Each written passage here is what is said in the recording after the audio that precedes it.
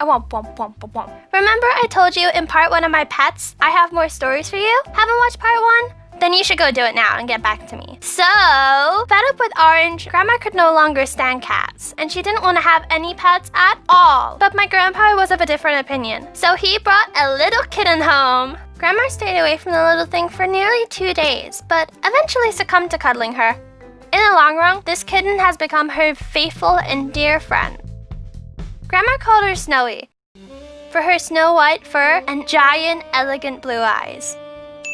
But my grandpa decided to call her Conchita because of her long whiskers. For those who don't know, Conchita is a hairy mustachioed man who looks like a woman. He's the one who won Eurovision.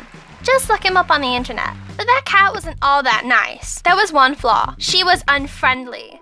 To be correct, she was wicked. Only Grandpa was allowed to pet her. Other family members had to stay away. Those brave hearts who dared pet her were hunted for the whole year. But she looked so cute. Everyone was dying to pet her. And our neighbor was no exception. She fell into this trap. Once, she came over and saw Snowy. Aw, she's adorable. Ah! So, the neighbor learned a lesson. Petting Conchita was a bad idea. Conchita is still with us. She's 16. No longer wicked, but still cute and furry. Another pet I had was a rooster. He wasn't that tame to be called a pet, but I fed him and he got used to me. I could even pet his dewy breast. His name was Cocky, by the way. It was my ingenious idea. Usually, it was Grandpa who gave him water, as Cocky was scared of metal bowls. Once, Grandpa went fishing for 2 days.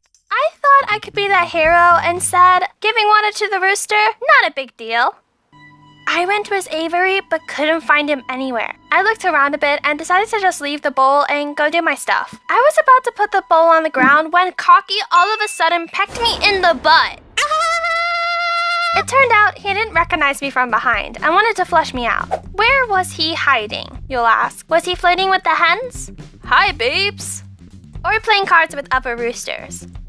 Nah, Grandpa told me Cocky was very shy when it came to pooping, so he every time found himself a safe place to hide. By coincidence, when I brought his water bowl in, Cocky was doing his thing, but then he pecked me in the butt. Weird story, I know. But I didn't even get mad at him, and no longer thought he was ferocious. Since then, I visited him quite often and petted his muscly breast, and he protected me from other animals. Mission complete. I kept my promise and told you part 2 of my pet stories. Like the video and subscribe to the channel. Click the bell to see other exciting stories. This was Claire. See ya!